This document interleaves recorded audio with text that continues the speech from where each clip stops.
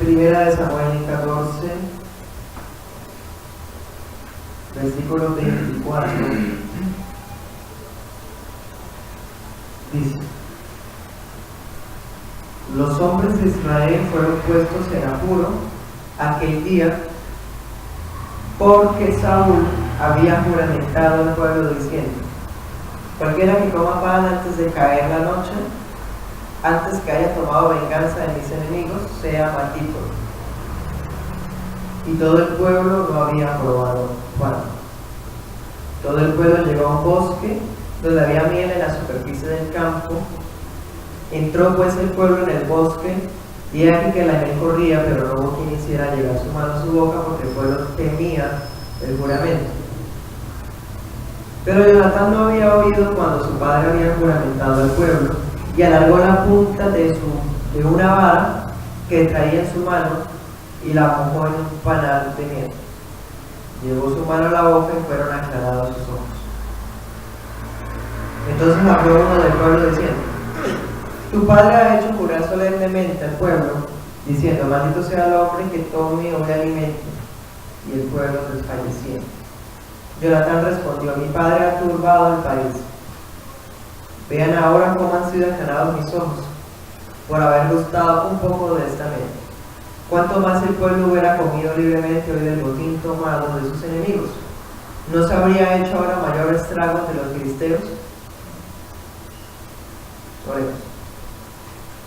Te rogamos, Señor, en esta mañana nos concedas la iluminación de tu palabra, Señor.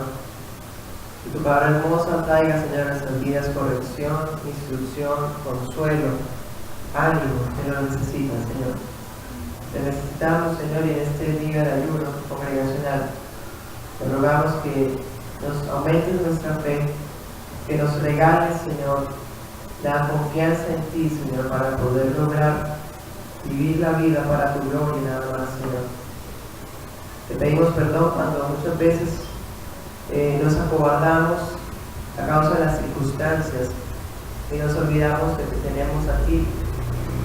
Te pedimos perdón cuando a veces utilizamos los medios de gracia como son el ayuno, el congregarse, como medios para manipularte, Señor, como medios para tener victoria por medio de eso. Te queremos pedir en este día, Señor, que nos cambies y nos concedas tener un corazón conforme tú quieres, Señor,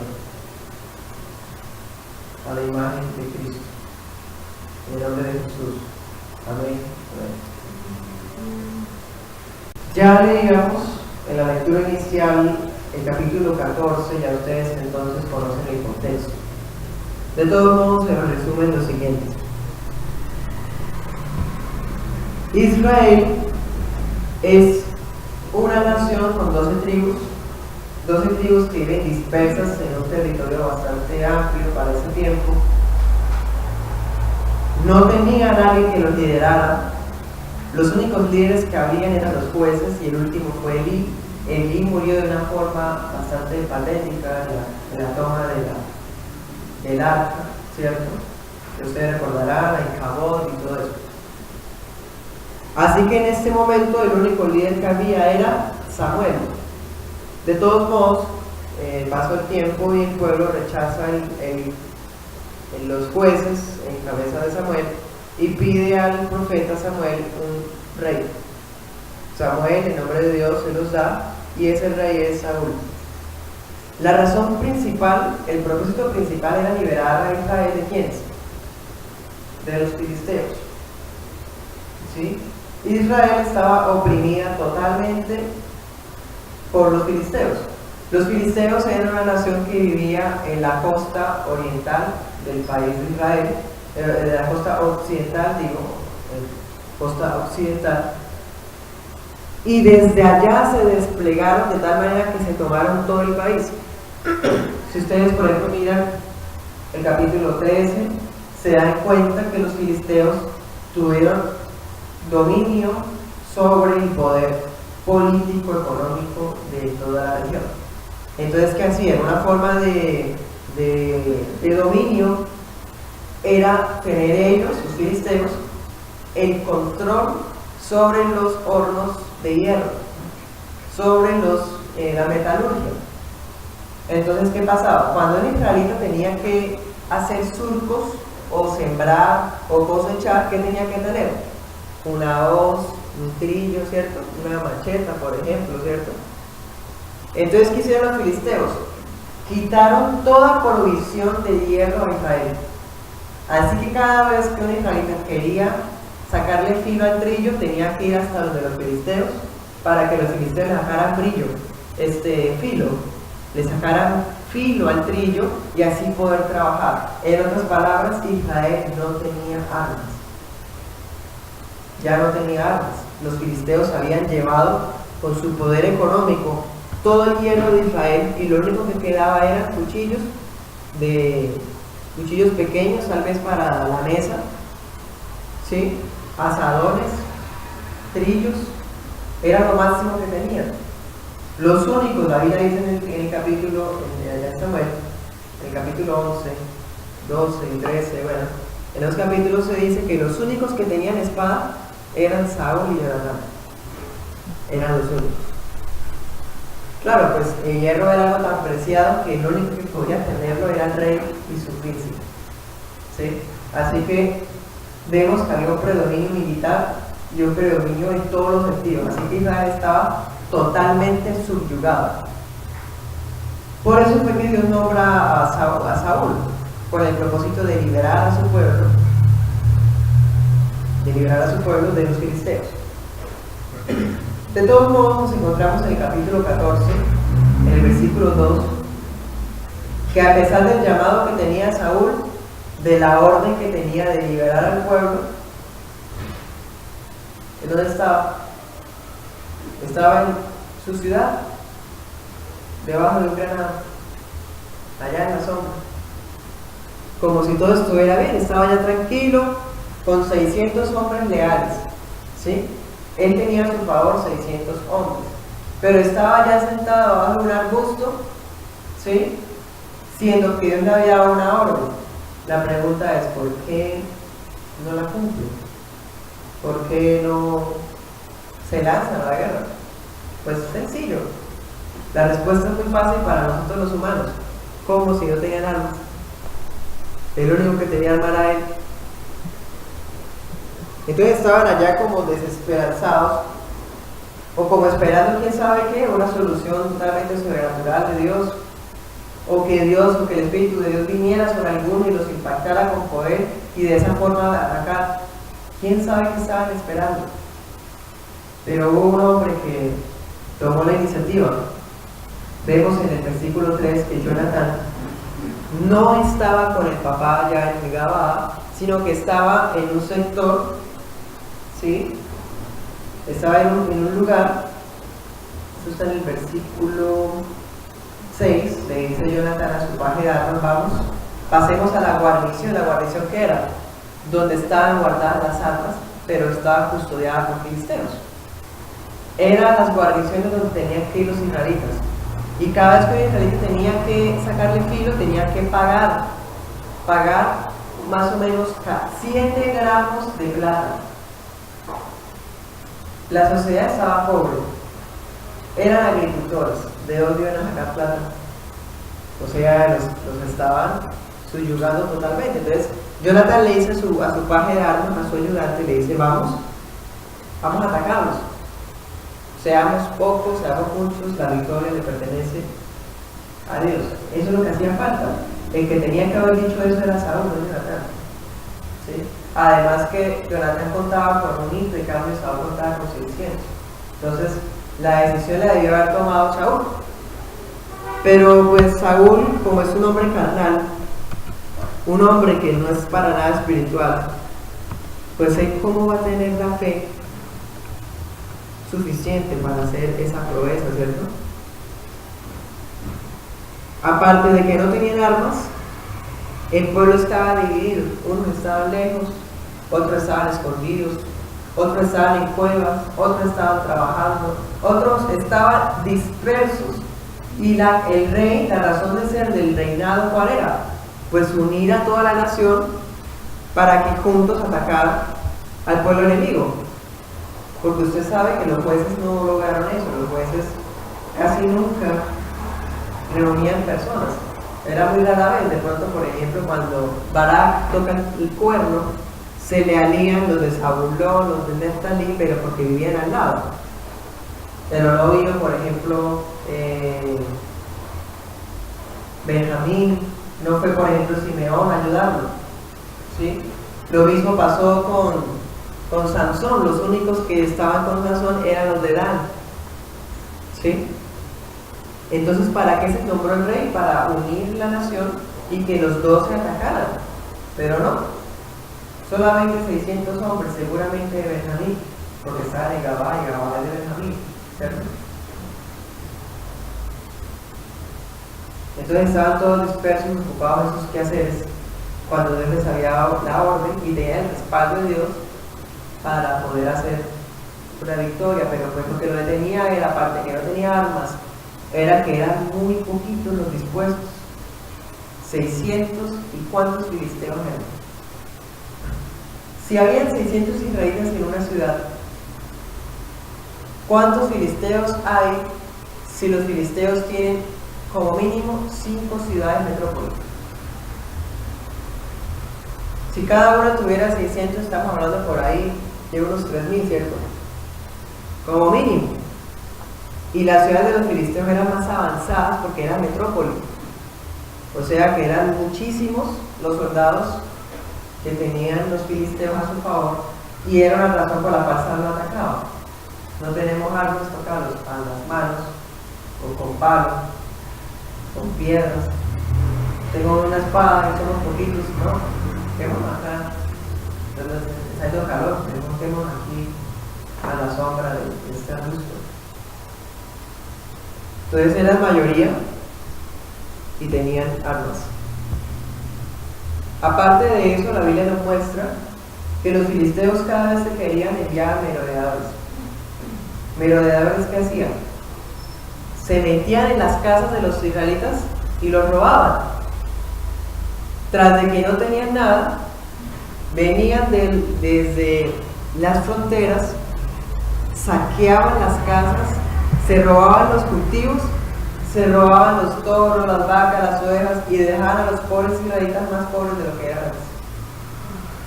Entonces veían que la situación era terrible y la solución se necesitaba urgente.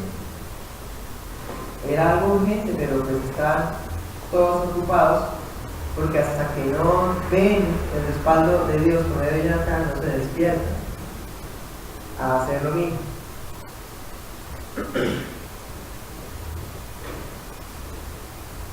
¿Sí? En esta mañana de ayuno traía este pasaje para resaltar el juramento que hace Saúl. Y ustedes saben que Jonatán toma la iniciativa con el paje de armas, pone una señal a Dios y le dice: Señor, si nosotros vamos allí, estamos entre peña y peña, ellos están en la otra peña, nosotros estamos en esta peña, si ellos nos dicen suban, es porque tú nos estás diciendo vamos, ¿sí?, a atacar. Pero si no nos dicen eso, entonces sabemos que no. Resulta que los filisteos dicen: suban para acá, vengan, nos vemos las caras. O sea, le reconfirma la señal, porque no solamente dicen suban para acá, sino dicen vengan y los vemos las caras. Era una forma: vengan, a ver, vamos a pelear. ¿Sí? Era una expresión popular para decir: venga, son 12, salieron los hebreos de las cuevas, vengan para acá, nos muestren a ver qué es lo que vienen aquí a mostrar problemas, pues vengan. ¿Sí? Los filisteos los invitan a pelear, ¿sí?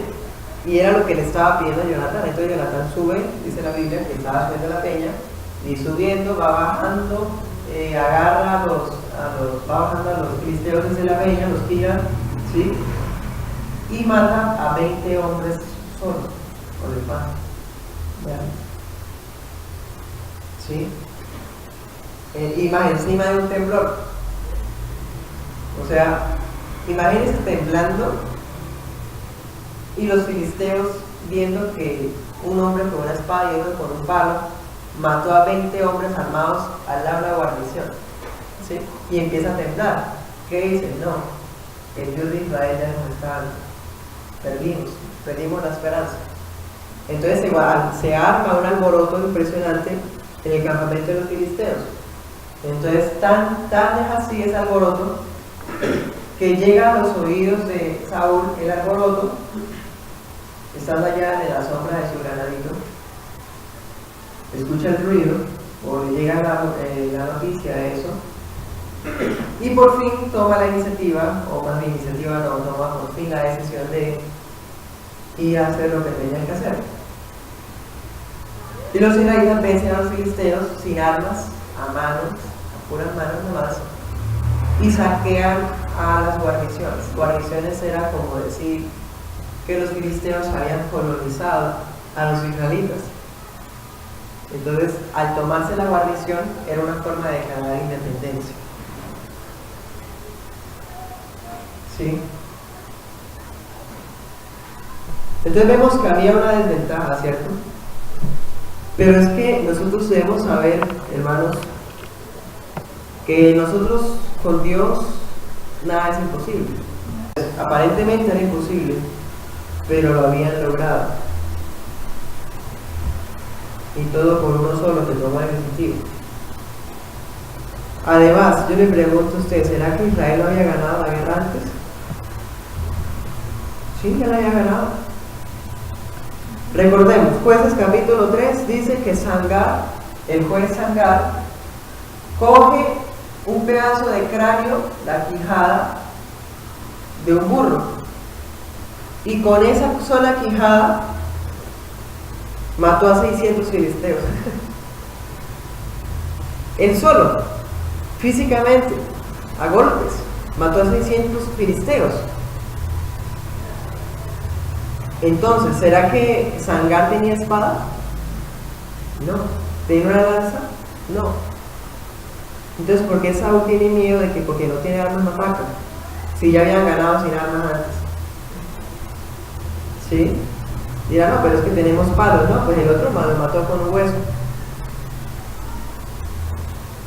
¿Sí? ¿Quién más había vencido a los filisteos? Sansón. Él solito se cogió a las puertas de la ciudad, las cogió encima, las llevó por allá lejos, les quemó los sembrados, mató a golpes a varios filisteos, creo que fueron como 20 también. Luego, cuando ya va a morir y tumba el templo de Dagón, y encima les cae las ruinas a los filisteos, y mató a muchos filisteos. ¿Hubo armas? Tampoco. ¿Sí? Entonces veamos ese paralelo tan hermoso, tan interesante, que Jonatán y el paje de Armas lo vencen con una sola espada, seguramente sin armas incluso, igual que como lo habían hecho antes Sangar y Sansón, ¿sí? Así que no requerimos armas para tener victoria, no requerimos estar armados para conseguir victorias. Hay un pasaje muy famoso que dice Isaías 54:17, ya ustedes lo conocen, dice: ninguna arma forjada contra ti prevalecerá, ¿cierto? Entonces esa palabra, aunque se escribió pues cientos años después de este suceso, es bastante práctica para esto, porque efectivamente ninguna arma forjada, o sea, no necesitaba, ¿sí?, el arma hecha de hierro para poder vencer, ¿sí?, ni tampoco bastaba un arma hecha de hierro por el herrero, como dice también por allá, dice el herrero para destruir, dice, para que los vencieran, ¿sí? Entonces vemos que lo que Dios está resaltando es la dependencia de Él. Dios siempre nos quiere hacer ver eso, que nosotros debemos depender es de Él exclusivamente. Pero Saúl estaba dependiendo de la gente, porque es que éramos muy poquitos, y estaba dependiendo de los medios para poder ganar. Entonces tenemos solamente una espada, y la otra se la llevó Jonatán. ¿Dónde está? No tengo ni idea. Entonces no, mucho menos así. Dios a veces nos quita los medios para enseñarnos a depender de Él. Y hasta que no aprendamos, siempre será así. Pues Él es soberano y el hijo a que ama y disciplina. Entonces Él nos quita las armas para enseñarnos que el arma es Él. También permite que seamos atacados con armas para enseñarnos que la defensa es Él. ¿Sí? Ningún arma forjada contra nosotros prevalecerá, ni tampoco nosotros necesitamos un arma forjada para prevalecer. ¿Sí? Porque la salvación es de Yahvé. La salvación es de Él, le pertenece a Él, la da a quien Él quiere. Y la salvación en este contexto es sinónimo de liberación, sinónimo de victoria. ¿Sí? Por eso es que los israelitas, cuando Saúl va a matar a Jonatán, dicen: no, Dios nos ha dado una gran liberación a través de él, no lo podemos matar. ¿Sí? Entonces vemos que el problema principal de Saúl, y recordemos, siempre que la Biblia nos habla del líder, de la cabeza, está hablando de la situación de todo el pueblo. Entonces el problema no era solo de Saúl, sino de todo el país, de toda la nación. Así que el verdadero problema no era tanto la situación socioeconómica, la situación militar y política. La situación no solamente era esa, o más bien, el problema no era solamente ese, o no tanto ese, la falta de armas ni nada de eso, sino la falta de confianza en Dios. Ya recordemos también, por ejemplo, que Samuel había orado contra los filisteos y Dios les hace llover meteoros y mata a los filisteos. ¿Tenían armas ese día? Tampoco, porque estaban celebrando un sacrificio en el Eliezer. Entonces, jamás vencieron a los filisteos con armas, estaban dependiendo solamente de una excusa. Estaban tapando su incredulidad, porque eran en realidad incrédulos.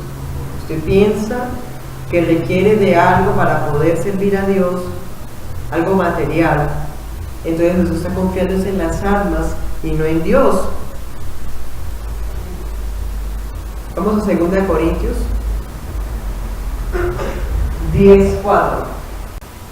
Nosotros todavía como cristianos seguimos desarmados. Ya desde la perspectiva de Cristo nosotros usamos armas de fuego, de armas blancas y unas cosas como las que miles de años antes, o como lo hacen algunos por ahí hoy día.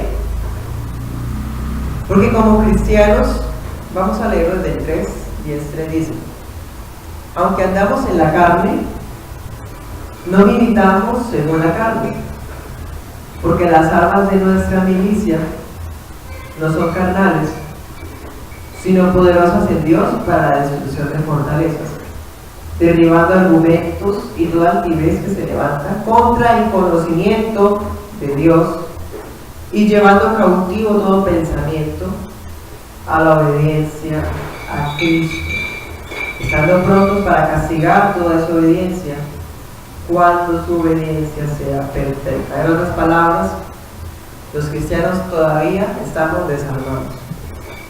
Y las únicas armas de nuestra guarnición son espirituales.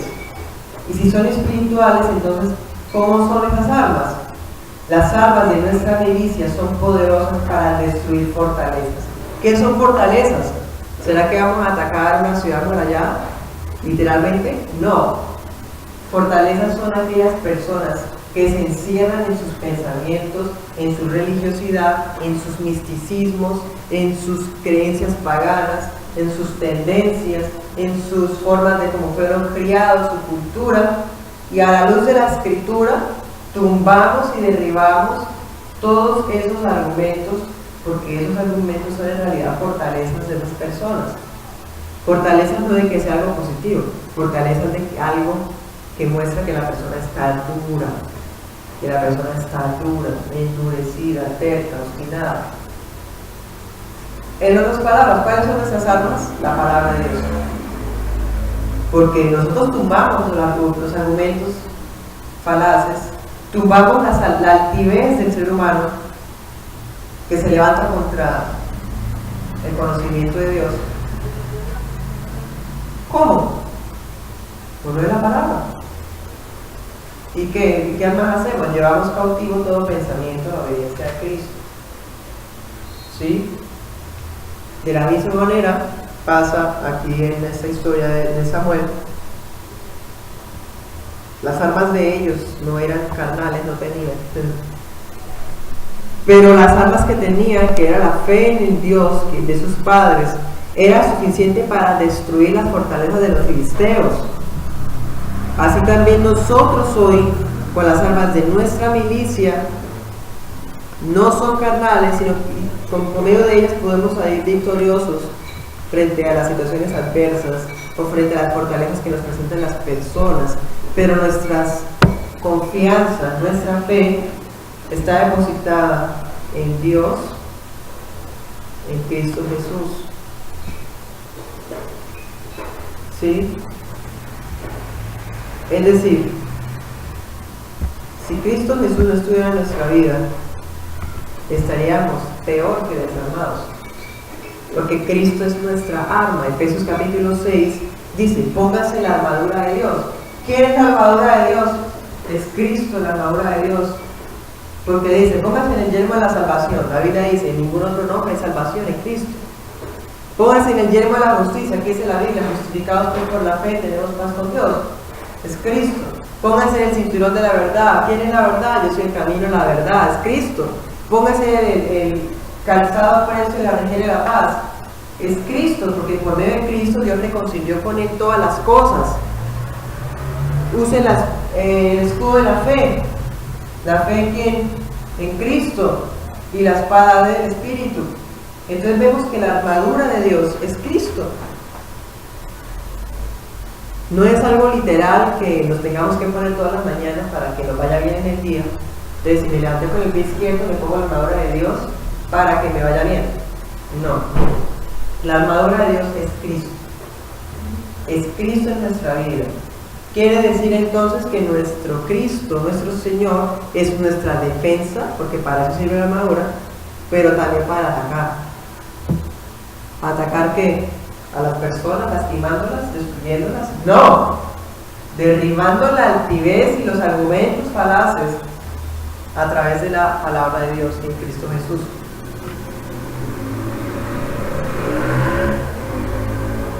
¿Sí?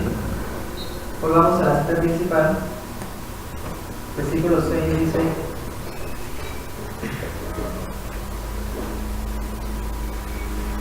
ven, pasemos a la guarnición de estos incircuncisos. ¿Sí?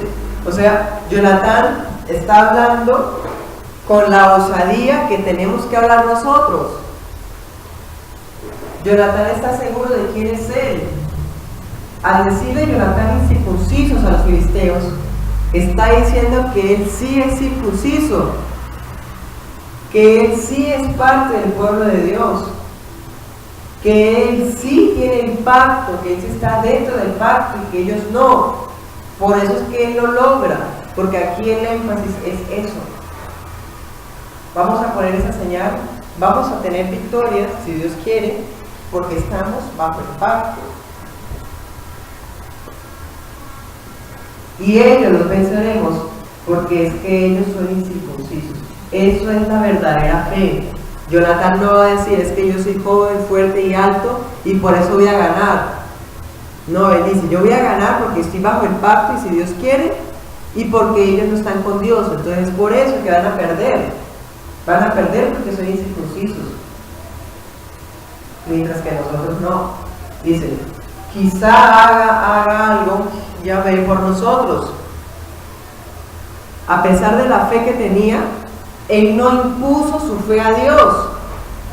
Él no dijo: vamos, yo declaro victoria. Vamos, amigo, vamos, que yo declaro y profetizo en esta mañana que cuando lleguemos allá los filisteos nos van a decir: suba para acá y nosotros vamos a atacarlos. No, él, a pesar de la fe y de la seguridad que tiene en el pacto de Dios, él dice: quizá, es decir, si Dios quiere, nos va a dar la victoria, y si no, pues morimos en el intento. Y ahora sí, eso no nos va a quitar que no seamos parte del pacto, eso no nos va a quitar que de verdad tuvimos fe, y eso no nos va a quitar que Dios está con nosotros, el hecho incluso de que moramos. Hoy día hay una fe pesimista, entonces cada vez que usted le va mal, quiere decir que entonces Dios se alejó de usted, que entonces quiere decir que Dios entonces está haciéndolo pagar por sus errores, como decían los amigos a Job. O le faltó fe, o le faltó declarar, le faltó positivismo. No. Entonces Jonatán, las dos declaraciones principales es lo referente a la circuncisión, y esta otra dice: no es difícil para Yahvé salvar con muchos o con pocos. En otras palabras, de pronto ganemos, pero si ganamos, gloria a Dios. La gloria sea para Dios, soli deo gloria. ¿Sí? Porque es que para Él es fácil ganar, seamos muchos, para Él es fácil que ganemos, así seamos nosotros dos nomás. ¿Sí? Somos solo dos, para Dios es difícil dar salvación. Esa salvación de la que habla ahí no es salvación espiritual, sino salvación de liberación del enemigo. ¿Sí? Liberación tampoco en el sentido del exorcismo de ahora, no, sino liberación en el sentido de independizarse de los opresores, ¿sí? De tener victoria. Eso es lo que es el significado verdadero de la palabra liberación. Entonces, Jonatán está inspirado en el pacto de Dios, en la palabra de Dios. Jonatán está inspirado en la gloria de Dios, porque si gana es para la gloria de Dios, no para la gloria de ellos. Y Jonatán está inspirado en la fe. La escritura dice: el justo por su fe vivirá. De la misma manera, Jonatán tiene victoria por su fe. Jonatán por su fe y se lanza a la guerra. Entonces la cuestión para nosotros es: ¿en qué nos estamos apoyando? Usted está viendo su situación cerrada, sin salida, y se está apoyando en el trabajo, se está apoyando en la falta de provisión, se está apoyando en la falta de conocimiento, se está apoyando en cosas materiales y literales, cuando Dios nos ha dado armas más poderosas y son espirituales.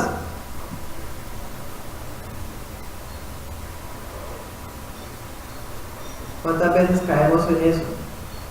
Y nos apoyamos en las cosas, en los medios que Dios nos ha dado, cuando los medios son solamente medios y no son la victoria, no son los dadores de la victoria, son solo medios, provisiones que Dios nos ha dado. La cuestión aquí era apoyarse en Dios, como hizo Jonatán. Jonatán se apoya en Dios y tiene la victoria. En cambio, Saúl se quedó allá, cuando ya por fin vio la victoria, salió, tuvo la oportunidad de consultar a Dios, no lo hace, ¿sí? Y traía esa palabra de ayuda porque pues Saúl obligó al pueblo a ayudar. ¿Y ustedes por qué creen? Porque cuando falta fe, se requiere tener apoyos físicos. Porque falta fe. Entonces, Saúl, ¿qué hace? Pues hagamos un juramento solemne, como queriendo confirmar la victoria, como queriendo ganarse la victoria con sus propios esfuerzos, con sus propios medios. Entonces él dice: hagamos un juramento, no vamos a comer nada hasta que ganemos. Y obliga al pueblo a ayunar cuando no era necesario, porque ya Dios les había dado la victoria. ¿Por qué? Por el pacto y por la fe. Pero no, él quiso poner de por medio el juramento como para darle más solemnidad, una solemnidad meramente humana, y como para darle cierto título a sí mismo de la victoria. Entonces él quería: no es que ganamos, porque mi hijo empezó la victoria, pero yo lo juré, y por lo tanto mi juramento influyó en la victoria. Tenemos que tener mucho cuidado, porque eso es muy fácil caer, y es en confiar en la oración y no en el Dios al que se ora. Entonces usted empieza a orar, porque como la oración tiene poder, entonces es mi oración la que va a hacer las cosas y no Dios. Cuidado. No, yo ayuno porque es que con el ayuno yo obtengo lo que quiero. No. mucho cuidado. Yo voy a la iglesia porque yo estoy desempleado, voy a la iglesia porque yo necesito un milagro urgente, voy a la iglesia porque yo necesito sacar un buen promedio. Tantas razones, ¿cierto?, ajenas a Dios que existen. Estamos exponiendo la mirada en los medios y no en el Dios de los medios. Jonatán se apoya en Dios. Él no se apoyó en la espada. Era la segunda espada de todo el país. Él pudo haber dicho: yo tengo la espada del reino. Yo con mi espada voy a ganar. Yo soy el príncipe, el hijo del ungido. Soy el heredero al trono, yo gano. Él no confió en la espada. Él habló de Dios. En ningún momento mencionó la espada. Así somos nosotros, hijos de Dios.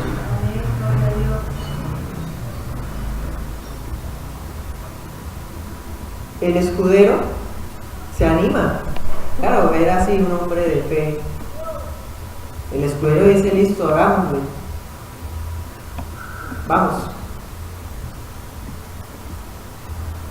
¿Pero por qué? Versículo 7. Es algo muy hermoso ver esto y dice: aquí estoy contigo a tu voluntad, le dice el paje de armas. En otras palabras, tú estás dispuesto, yo también. ¿Cuántos dispuestos hay en el país? 2.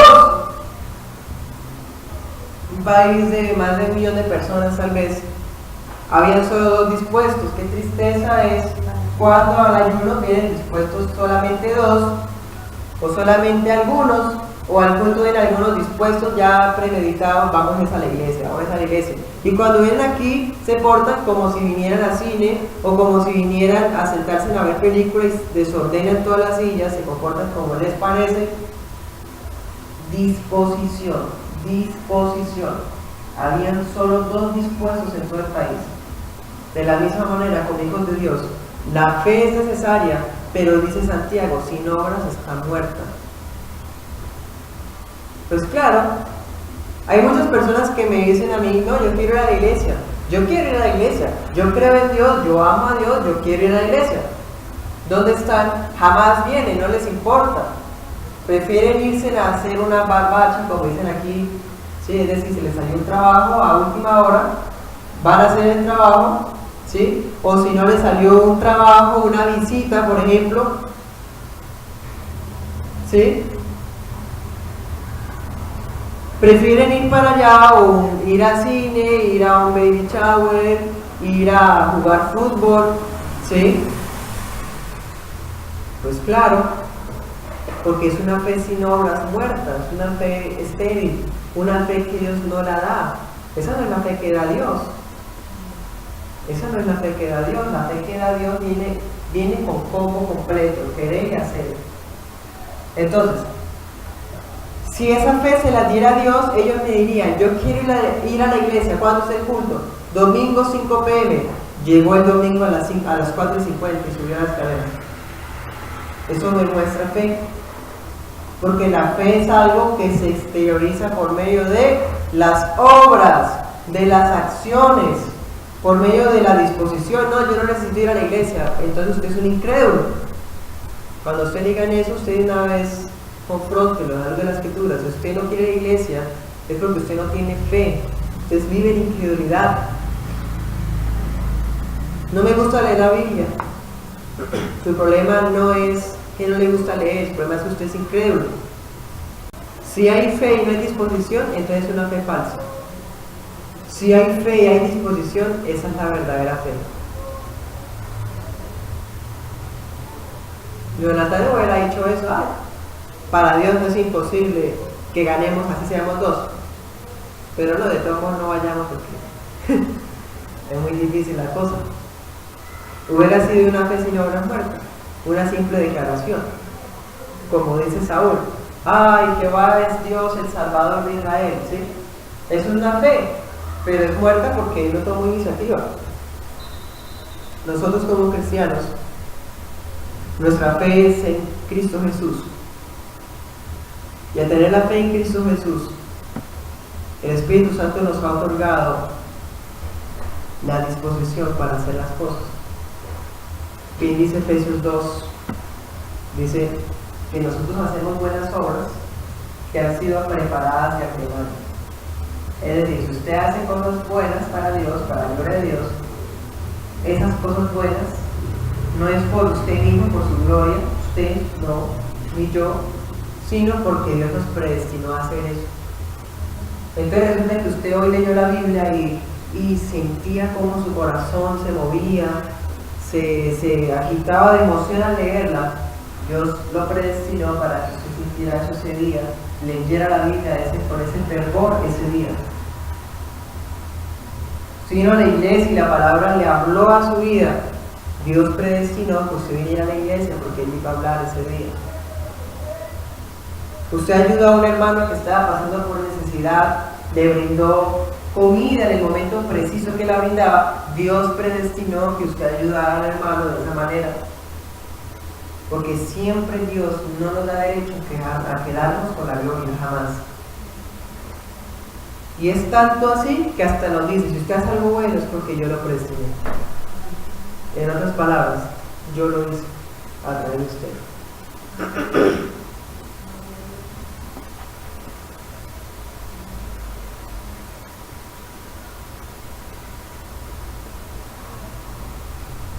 Entonces Saúl dice, nadie va a comer hasta que ganemos. Aquí vemos unos problemas tremendos, profundos, de complejos, de inferioridad, vemos ligereza, vemos impetuosidad, vemos imprudencia, vemos vanagloria en este hombre Saúl. ¿Por qué tiene que decir eso? Vemos tiranía, porque es una forma de sentir que tiene poder sobre el pueblo. Quiere hacer sentir que tiene autoridad. Ya no tiene 600, ahora tienen 10,000 a su cargo. Entonces él quiere darles ver a los de que él es el que manda. Cuando no se tiene fe, las personas tienen que demostrar que mandan. Cuando no se tiene fe, las personas tienen que recurrir a amenazas. Cuando no se tiene fe, las personas tienen que recurrir a chantajes. Cuando no se tiene fe, las personas tienen que recurrir a obligar al otro a comprometerse, a prometer, a jurar.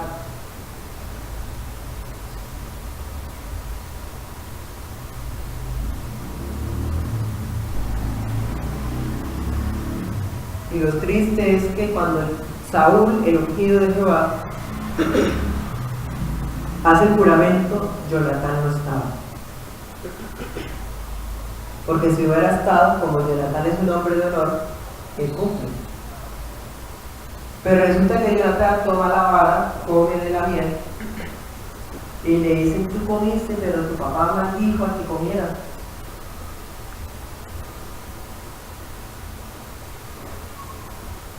Jonatán es uno de los personajes cuya muerte nos lo deja como insatisfecho. Pero cuando leemos este pasaje ya sabemos por qué fue. Además de para confirmar a David como rey, también fue porque el mismo papá, el ungido de Jehová. Entonces ha de saber usted que un ayuno será innecesario cada vez que lo que usted quiere hacer es imponerlo sus deseos propios. Su ayuno va a ser innecesario, mi ayuno va a ser innecesario cuando yo quiero hacer el ayuno a cambio de nada. Quiero hacer el ayuno, pero voy a salir tal cual, igual, con la misma actitud, las mismas reacciones. Sepa que su ayuno no va a servir el día que usted ayuna aquí con mucha piedad, pero trate sin piedad a sus semejantes. Todo eso que les estoy hablando es refiriéndome a Isaías 55, porque Isaías también denuncia esa actitud, porque Saúl no era el único.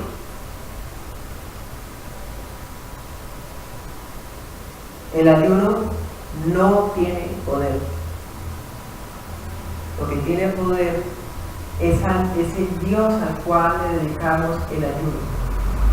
El ayuno en sí no tiene poder, el ayuno es solamente un medio. Si ya hemos estudiado pasajes anteriores, un medio para humillarnos, para derramarnos completamente delante de Dios, para arrepentirnos, ¿sí? Y hoy estamos viendo que es un medio que es útil solamente si tiene fe. El ayuno sirve para la gloria de Dios solamente si tiene fe si se hace desde el pacto de Dios y si se hace con fe.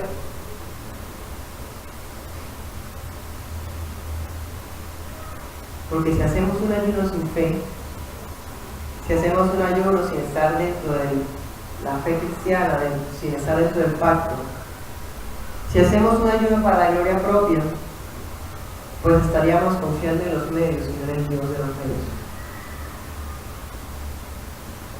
Así que el Señor nos guarde y nos permita siempre tener una fe sincera en Él y no una fe que solamente quiere tener a Dios como sirviente, manipulándolo por medio de lo que yo puedo hacer para ganar su atención y obtener lo que yo quiero hacer.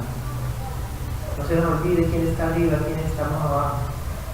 No se nos olvide que los gusanos somos nosotros y Él es Dios en el trono celestial.